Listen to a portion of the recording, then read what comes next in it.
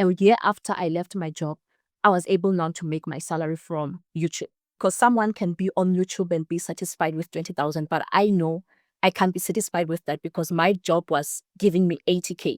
Like there's an opportunity now to be making a lot of money more than what corporate can pay you. Like no one should be unemployed these days. Like there should be no one who's saying that they can make 10,000. How come you make so much?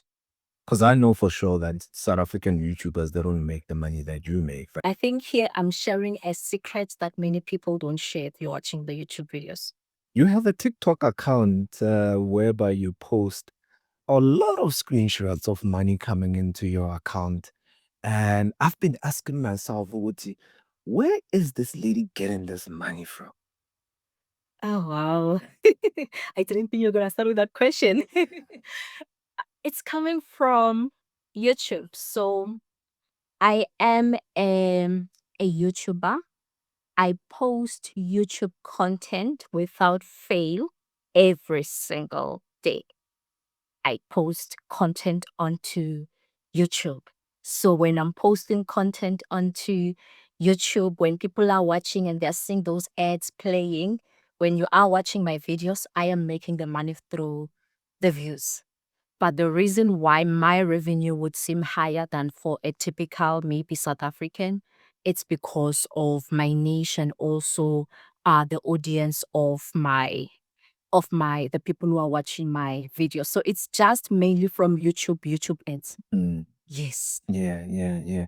I'm gonna link your YouTube, not even YouTube, but your TikTok account so that people understand what we are talking about. When I say you've been posting screenshots, I'm not playing games. The money that you've been posting, it's a lot of money. But anyway, let's come back. Tell me about yourself. Who are you? Who is this lady who's making so much money on YouTube? The way you're saying it, like it's so much. It's also like I still feel like I can still be making more. Like that's how I'm feeling. I don't feel like. Yeah. But okay, I am Shiren. So Shiren is an acronym for my two names, which is the XI is for Schitzland Social, the RA is for remembrance, and then the N is for my maiden son in Kamo. So I decided to give this name to myself when I was still like in high school because I knew that it's going to be an issue and I knew that I was like forming a brand of some sort. So that's how I gave myself that name.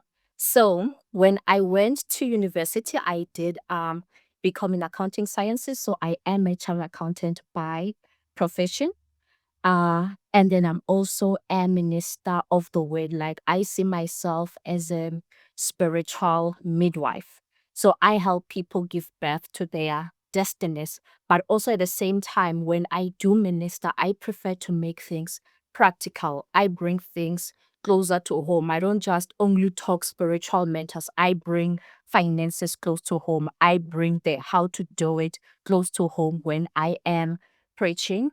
So I was in corporate since 2012, but in 2021, I left corporate. I just felt like I'm boxed up. I just felt like I'm stuck. Like my talent is not really coming out because in corporate, there's a certain way of doing things. And I felt like I have something more or more impact that I can be doing because my focus in corporate is just focusing on the numbers, not really focusing on the people. So here, at least I get a chance to focus on the people and make an impact onto people's lives. So in 2021, I left corporate, and then already before I left corporate, I already started my YouTube channel, and it got monetized even before I left corporate. So since 2021, I've been doing YouTube amongst many other things that I have been doing. So yes, that's me. Oh, I also forgot I'm also an author of multiple books.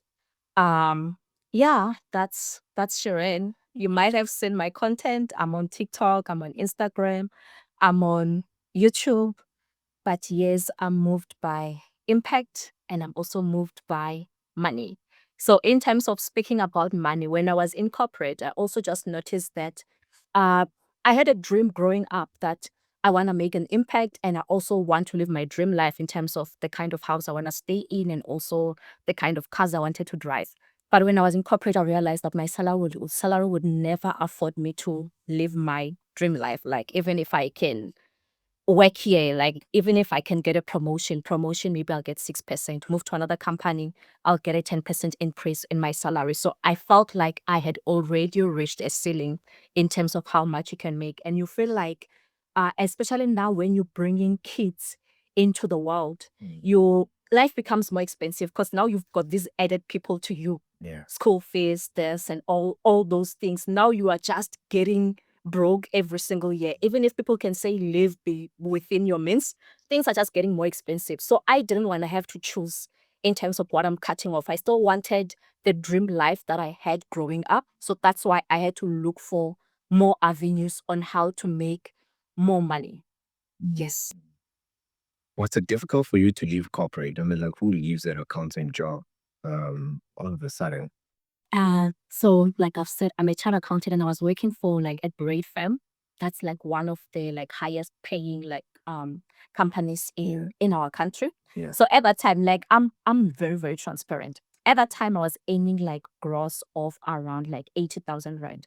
Who leaves a job that is already paying you that, because you are already thinking to yourself, what business am I going to start that is going to make me 80,000 rand? So, but at that time, already it makes your mind to think like, I need whatever I'm doing, it needs to give me more than my salary. You're already starting at this level, because someone can be on YouTube and be satisfied with 20,000, but I know I can't be satisfied with that because my job was giving me 80K. So it means whatever I'm making must be beyond that. But with me, how it started is 2020, I had like my mindset transformed. Like someone recommended that I read this book, Think and Grow Rich. And I wasn't reading it like a novel. And I read that book. Couple of weeks later, my mindset shifted. I was like, wow, I can still do great things, because I'd given up on my life. Like, I'm just going to work in corporates, that's it, and afford like the bare minimum. But after reading that book, I started watching podcasts on how to make money, more things, motivational things, reading more books. And my mindset shifted. Now it's like the sky was just the limit. After my mindset shifted, and then I started taking like actionable steps. What do I need to be doing now to exit corporate? I even put a timeline that by this particular date, April 2021, I must leave corporate. So I started like with a blog at some point. I started with a blog. At some point, I had a loan funding online. I was giving out loans, but that one didn't work. Someone canceled their debit check thing mandate. I was like, okay, no, this is too risky. This is not me, because I was from an environment where we're giving out loans to small, medium businesses. Okay. So now I was like, oh, I can make this, but for individuals, but it didn't work out. Like I tried different things before leaving corporate. And then now came the time, April, May, March, almost that time. I was like, I can't leave corporate. I don't have anything that's giving me money. It'll be stupid for me to be leaving corporate. But then my company was going through a restructuring at a particular time, meaning that our jobs were at risk. And What year was this? What year was it? 2021, Okay, this is like COVID time, oh, okay. during The COVID. Yeah. Yeah, almost then. Because they cut our salaries at some point, and yeah, during COVID, and yeah, now they were also doing a restructuring. They normally do it every 3 years. And then I lost my position, but I got demoted in a way. So, meaning that salary was still going to be the same, but benefits were not going to be the same. But it also meant that now I have to work extra harder to be at the level I was at. So, how long is it going to take me now to even get to the next level in a way? And then that voice came back to me that, remember, you said at this time you wanted to go. And now, if you apply for a voluntary retrenchment because I had been demoted and they approve it, you are not living empty handed. You are living with something. And if you are not living, what's the risk? You still have your qualification.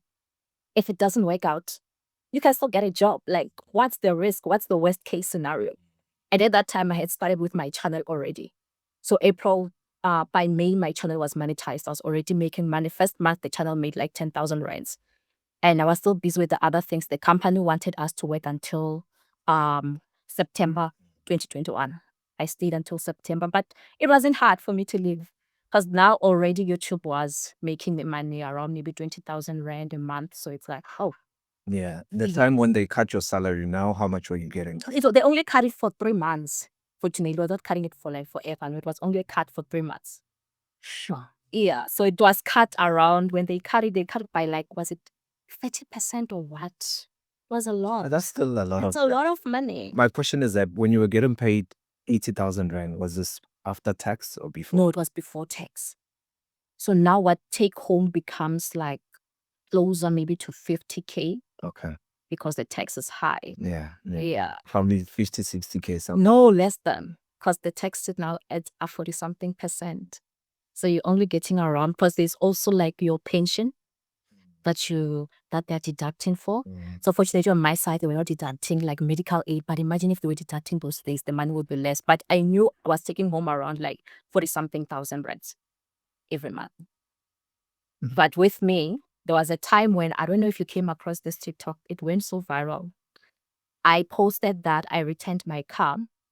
I was driving a BMW 420i. So it was a 2015 model.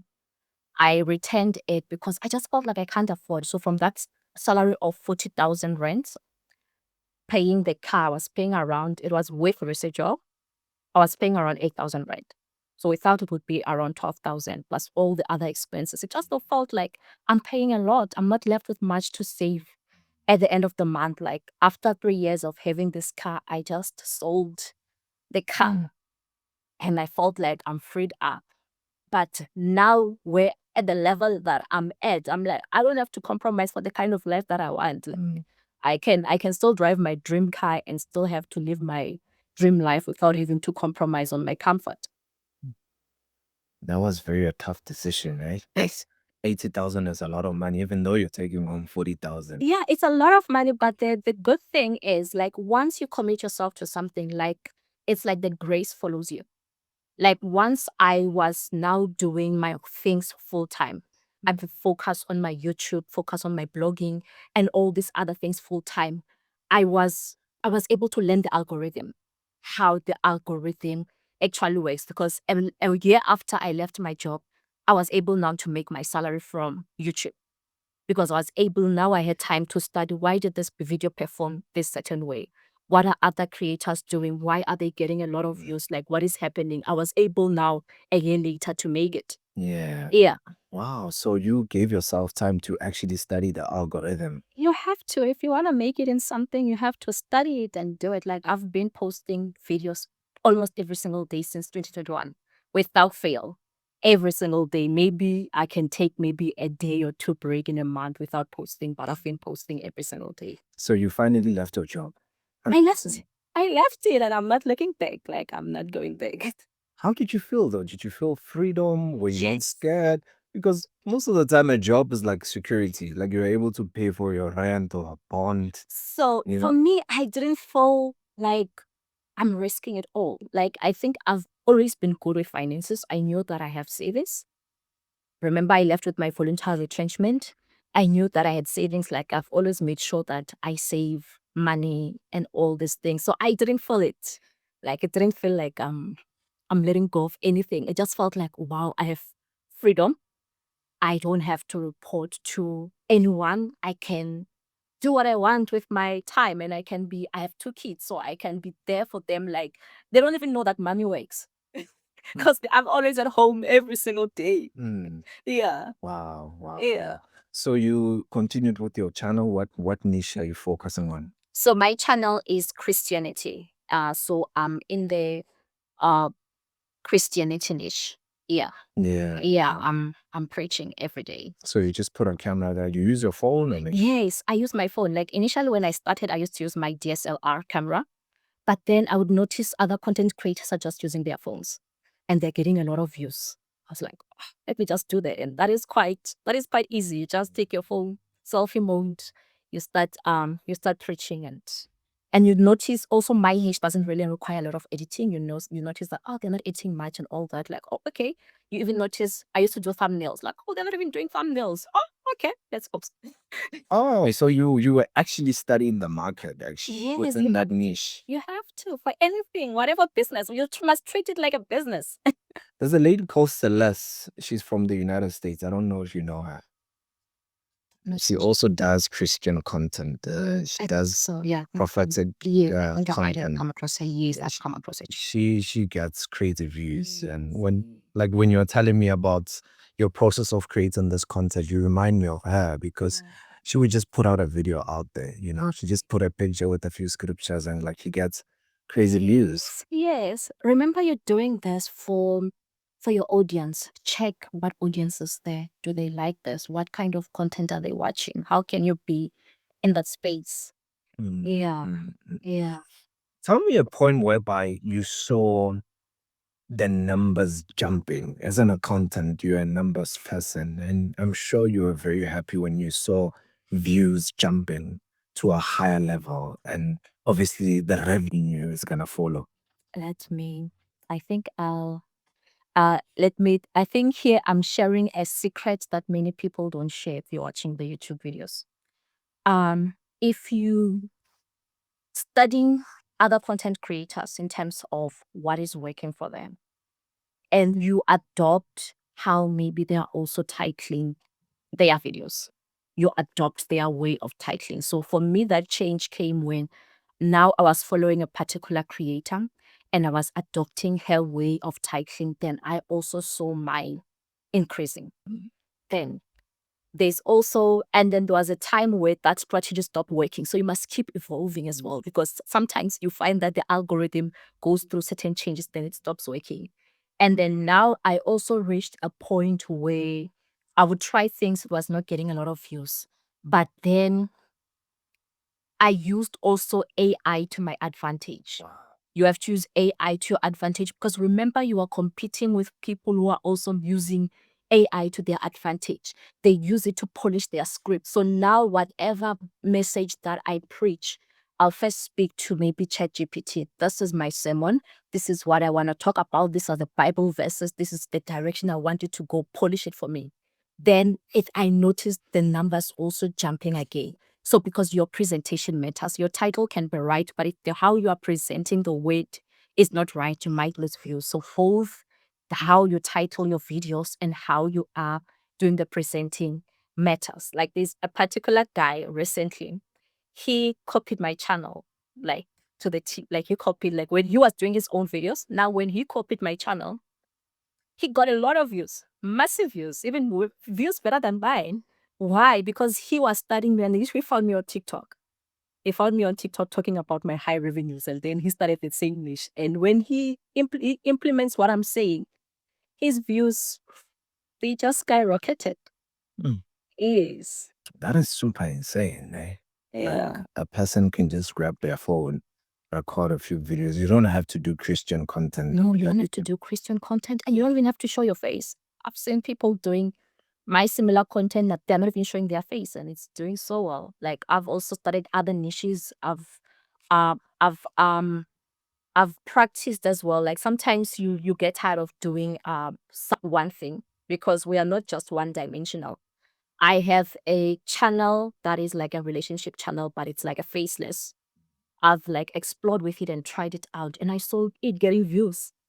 And I have like a channel that it's like I don't have a niche in that channel, sharing insights. I do car reviews, I do finance talk, I do whatever.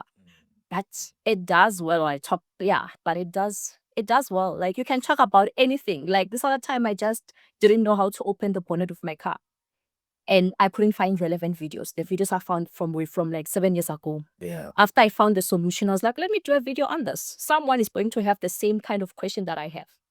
So I did a like less than a minute video on it, and it's getting views. It's getting me like organic views every single day, because people are online searching how to open a bonnet of a Mercedes Benz. So the questions that you have, know that someone else is going to have them. If you already know the answer, just record yourself doing talking about the solution to it. Yeah. Yeah. How many channels do you have? I think I have like 4 channels. 4 channels. But the main one, but what I've noticed is you make more money by focusing on one channel than trying to focus on all 4. The time when I was focusing on all 4 channels, I wasn't making much money. But when I put my focus on only one channel, that's when I would make the money. And I'm not even like recording. I'm not even working the whole day. I'm investing maybe around 2 hours of my day towards YouTube. Yeah. Do you have a schedule? Maybe do you upload every day? I upload every single day. So the deliverables for my day is that I have to upload 5 videos to my channel. So I upload like 5 4-minute videos.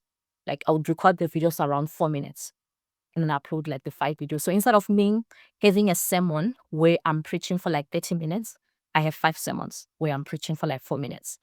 That's like my strategy.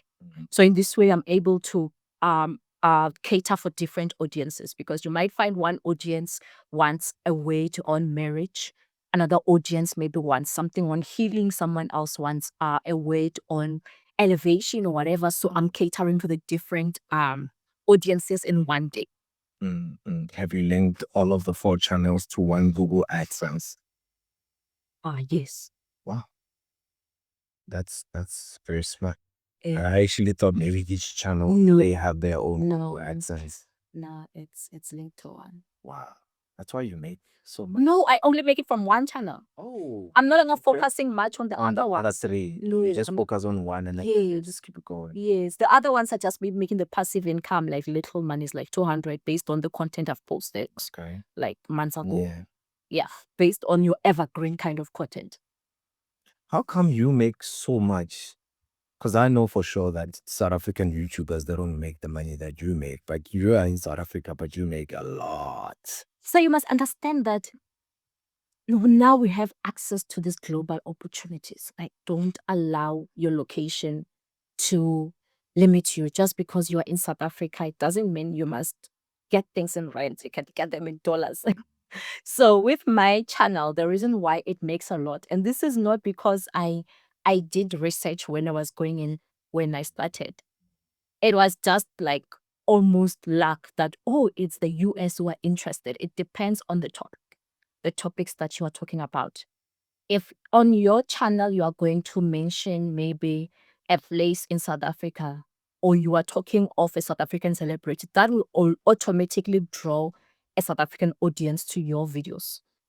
But if you are talking of topics that you find the US are interested in, then that will automatically draw the US people. So YouTube, I feel like it doesn't even work like TikTok. TikTok, it's like it limits us to South Africa. If you're going to be posting, your content is limited. Right. But with YouTube, it doesn't limit you whatsoever. You can be like getting like a lot of your viewers from the US. So with me, I got to discover that the international audience love this kind of niche. They love this kind of topics. They love this way of preaching. That's the only reason. So my channel is almost like 60% US, while South Africa it's only like 5% of the audience that are watching my content.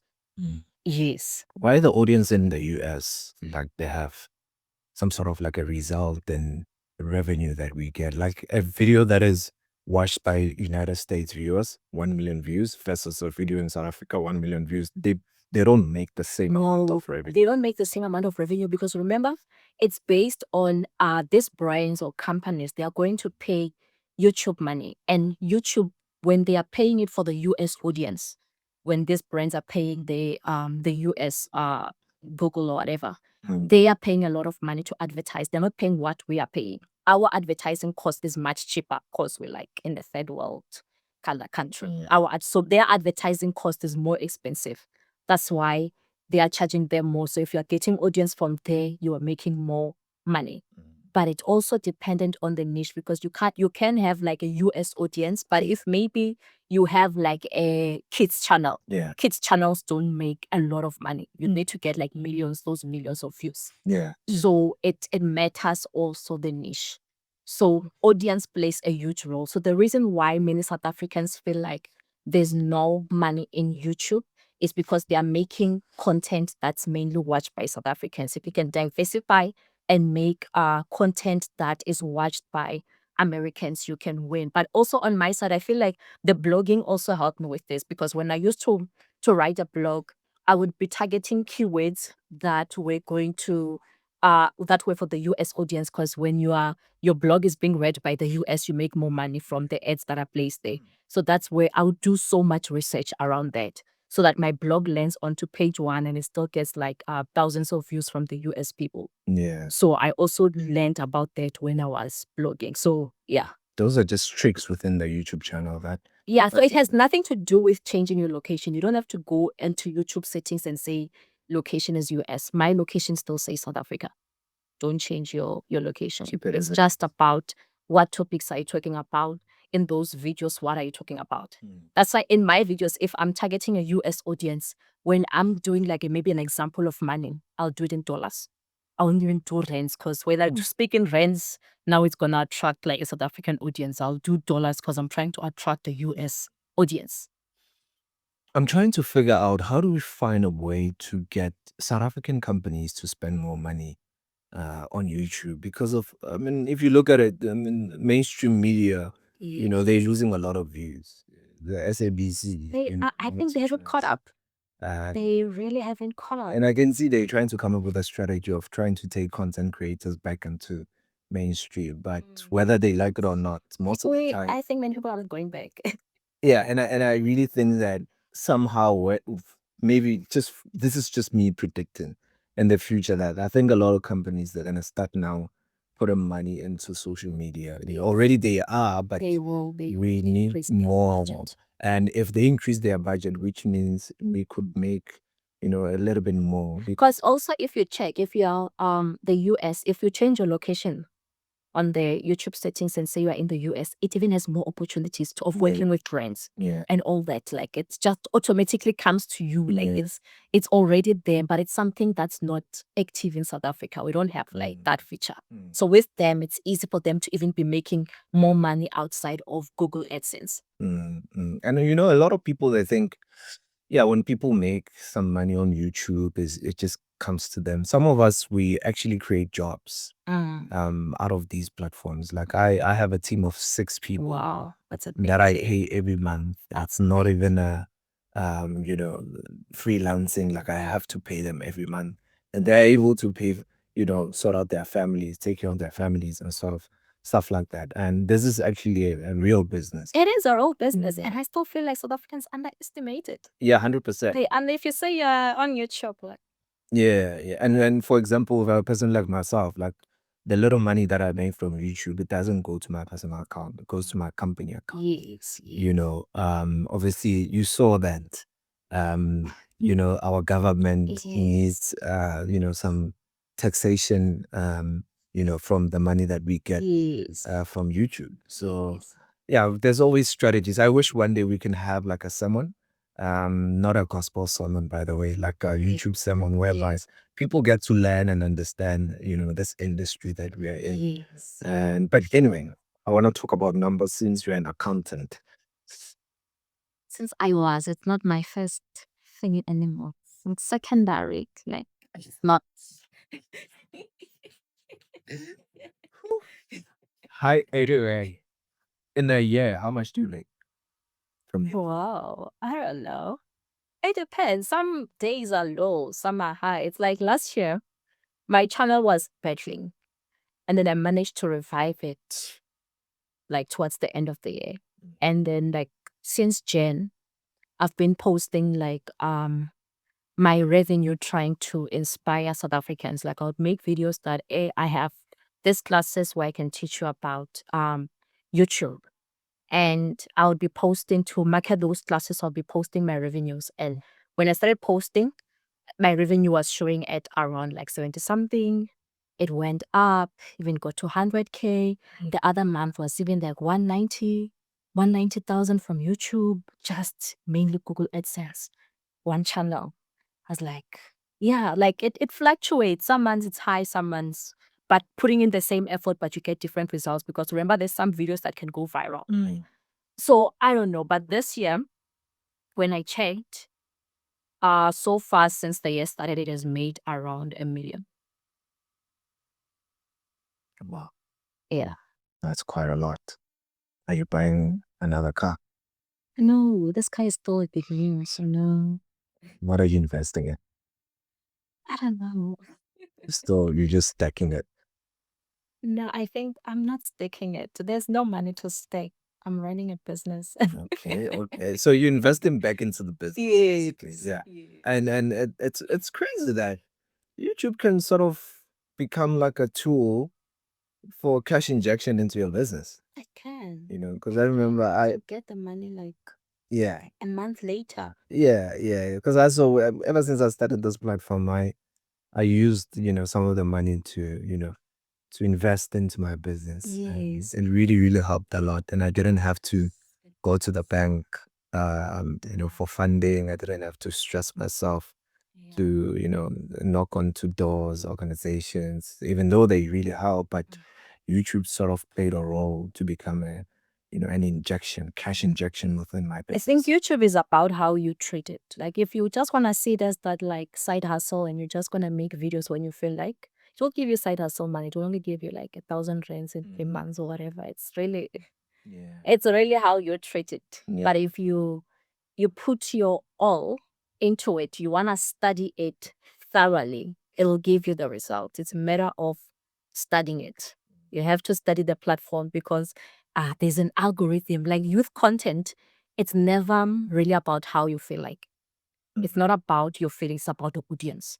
What do the audience want to hear? So that will inform how you do your videos. And for your video to reach the audience, it's about how did you title your video? Is the algorithm going to promote such a keyword? It's mainly about that. So it's like it's a feeder. Like how do you fit into the algorithm? Because they say there's around like 2.6 million videos being uploaded in a day, every single day. It's like how do you stand out against like 2.6 million videos that people are doing? So you really have to know. So it's not about you, because sometimes how we approach content, what I've noticed is you want to approach content based on how you are feeling like, oh, I feel like talking about this. But is there a market for what you're talking about? Are people going to watch it? Is the algorithm going to promote it? Think of it in that way. And also, I've noticed if you start on TikTok and you go onto YouTube, you'll give up because the algorithm is not the same. YouTube is a bit harder based on mine, based on how I've seen it. Like you at a TikTok, you can title anyhow, you can dance to a trending song, you get views. YouTube, that doesn't work on YouTube. The titling, TikTok titling doesn't work on YouTube. Yeah. You know what's fascinating is that you consider your accounting qualification as a side hustle now. You've put it aside. I don't know where it is. It's probably somewhere at some clothing, wardrobe or something. Yeah, I don't know. But and you made me laugh when you say that. But anyway, And you know, yeah. when I was growing up, I used to tell myself that I'm only doing this just for the title that I'm a CA because I loved motivating students so that when I motivate them, I can tell them, oh, I've also studied. I'm a chartered accountant by profession. I never wanted to practice. But now when you go into the real world and you start earning your first salary, you get like tied to that, like, okay, the salary is nice. Now you have expenses, now you have a bond, you have a car, you're like, oh, you have medical aid, pension, like how do I live this? But I knew I never wanted to practice. That's why for me, the title doesn't really carry so much weight. It's like I even forget sometimes that I'm a chartered accountant. That's why you don't even see on my title, it won't even say CASA. Like it's, for me, it's like, it's not what's putting bread on my table now.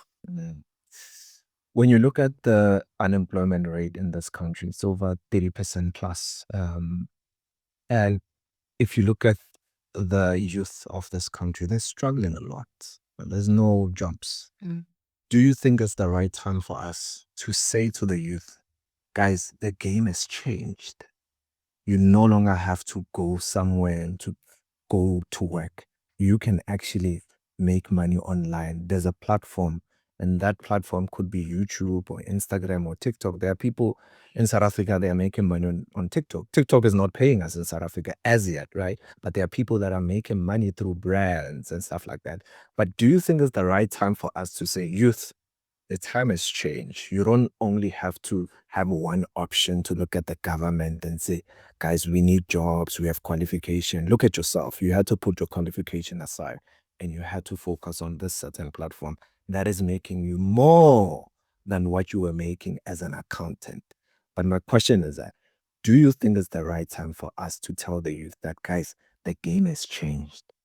Definitely. Like when I started with my talking of YouTube on my TikTok account, it was mainly targeted towards the unemployed youth. I thought the message would land more on the unemployed youth, but it doesn't seem that way. But this is the right time because things are just going to get worse. The government won't be able to create jobs. Like everything is just going digitally. Like just look into it's just gonna get worse. Many people who are studying will never get to work a corporate job ever because companies are even downsizing. Some companies are even leaving South Africa. Like things are going to get worse. So people already when they are still, I think, maybe in school or when they already in university first year, they must at least have got hustle that they are doing something online that they are doing for money, not just for likes, not just for fame that I'm famous. I did a TikTok dance. Find a way to monetize it. So I feel like South Africans, the problem is that we are not monetizing these things. Americans, you'll see them, they'll tell you, I made my first million at the age of 20 something. South Africans, and a million to an American, that's like 17 million rands. Not, but South African, we can't even say it's like when someone makes their first million at 30, we feel like it's wow, and that's 1 million rand, not even 17. We feel like, wow, you've made a million at 30. Like, really? So with them, already when they're in high school, like if you follow Mr. Best, do you know Mr. Best? If you follow his journey, you'll see he started this while he was still like in high school. He was like obsessed. And I like sometimes when I'm teaching people that just look at Mr. Beast. He says he started normally like everyone else. And sometimes the channel wouldn't get views. So would see other people already getting like millions of views. And sometimes would be discouraged and be like, he left YouTube for a couple of weeks or months. Like he was like he didn't feel like it because wasn't getting views, come back. Like he was like documenting his journey. So he started just like any other person. And look at where he is now, over 400 million subscribers. And just through YouTube, it's created other streams of income. The thing is, when you start having that one stream of income, it opens up doors of other streams of income. Like with me, YouTube is openly has opened with YouTube, I'm able to get people offering to me. I'm able to have like online courses that I'm selling. I'm able to have books that I'm selling to my audience. And it's open, it easily opens up things. If I wanted, also brands would be part of that. It's like it opens up. Like these days now, your following is your currency. People should create social media accounts not just for fun. Look at the end picture. Look at the end goal. How are you going to monetize it?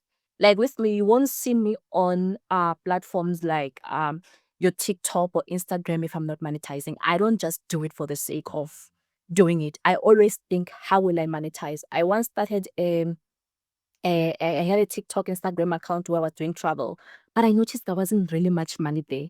And it needs you to spend just to be showing these places. The money is going to the people that you're promoting. It's going to their establishments, but nothing is coming to me. Why do this? Like you have to be intentional. How will it result in money? I have content now where I talk of leasing cars. That content went viral people, but I don't know how to monetize through it. And if I don't know how to monetize through it, I can't continue talking about it. I have to focus on things that are paying my bills. So, like, you have to be strategic about it. So, I feel like the youth, this is the right time. Let them be online, not just for fame, not just for likes, but to monetize because there's so much you can sell.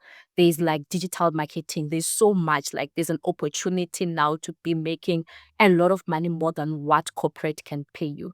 Like no one should be unemployed these days. Like there should be no one who's saying that they can make 10,000 rands. Yeah. Yeah. When are you having an event? An event? I don't know.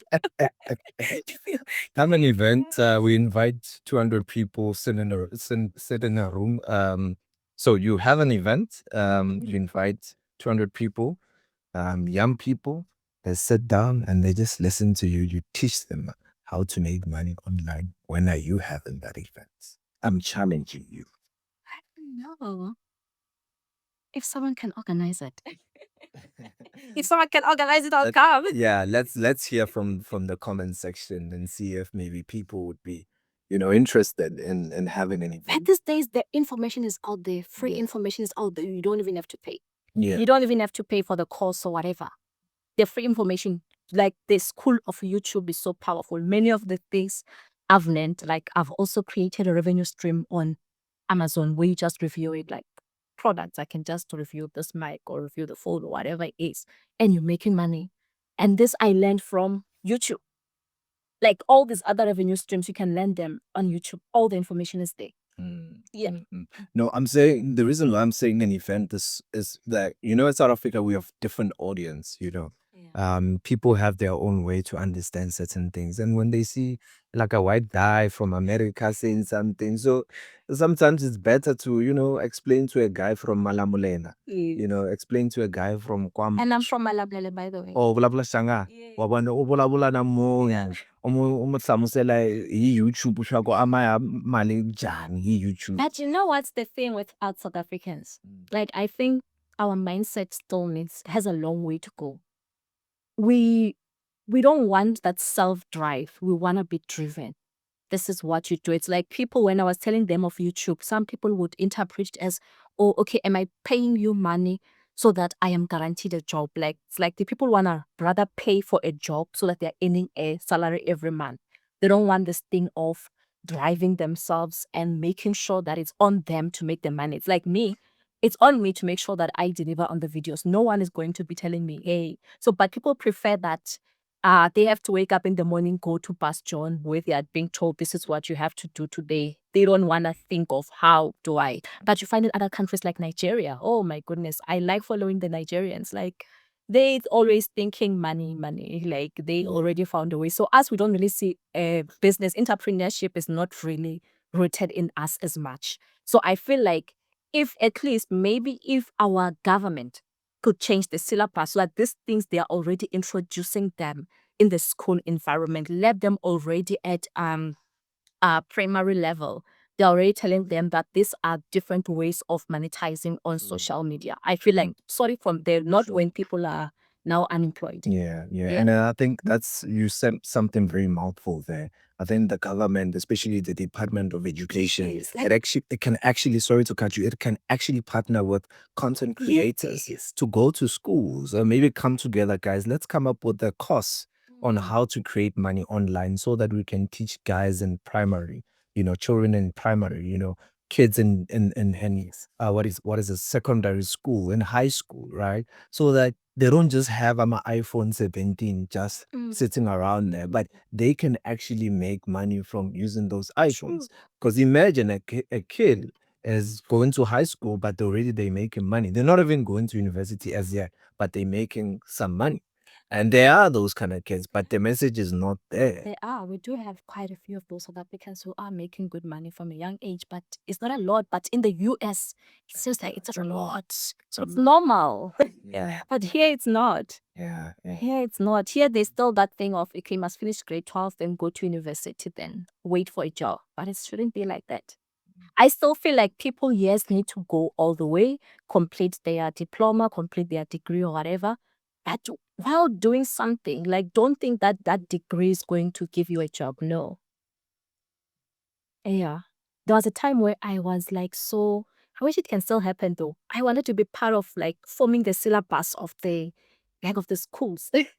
Maybe someone's gonna watch this and be like, oh. I really think that they should add making money online. Like it's another way. In school, there's like a program whereby they teach kids how to sell. EMS or something. EMS, thank you. Well, yeah, it's another subject. But anyway, Yes. teaching kids how to make money online. Online. They need to teach kids how to open platforms. Yes. The right platforms, not the wrong platforms, and how to monetize the content. That's why I was saying that the game is The changed. game has changed. And the thing is, even if you are in South Africa, I was watching this other podcast and I went and tried it out. You can still monetize from platforms where they are saying you can't monetize because you're in South Africa. There's a way. There's a way. There's always a way. There's always a way. Even if they say this in South Africa, you can't, you can. Yeah, so don't listen to this limit. No, there's always a way. Yeah. No, man, thank you so much for coming through. I really appreciate your time. I want to hear from the comment section if people they would want you, or if maybe you can't do it, I will do it, invite you, Yes.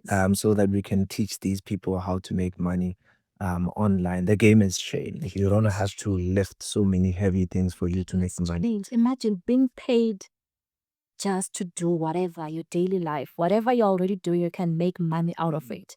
Like I was listening to this man, he just says, all you have to do is to turn the camera on. Like you're still doing whatever you were doing. If maybe you like fixing cars, you are fixing cars, but just turn your camera on this time. You'll be making additional revenue. If you are doing someone's hair, just turn your camera on while you're doing the hair and post it. That is going to make you views. Those views translate into what? Money, and also more business for you. When people are watching, maybe some people will want you to do their hair. It's like just turn on the camera these days. Like it's becoming so easy.